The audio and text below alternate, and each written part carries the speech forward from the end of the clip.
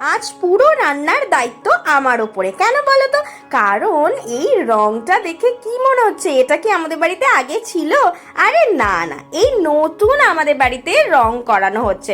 বলো তো কি জন্য নতুন রং করানো হচ্ছে?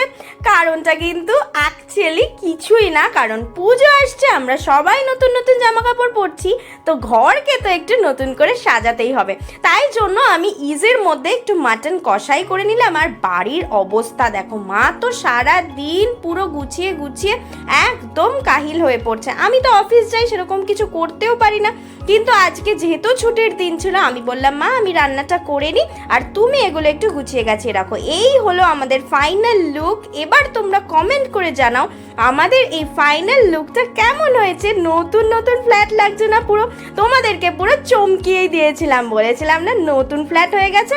দেখো কেমন লাগছে, অবশ্যই কমেন্ট করে জানিয়ে। দেখা যাচ্ছে নেক্সট ব্লগে। টাটা।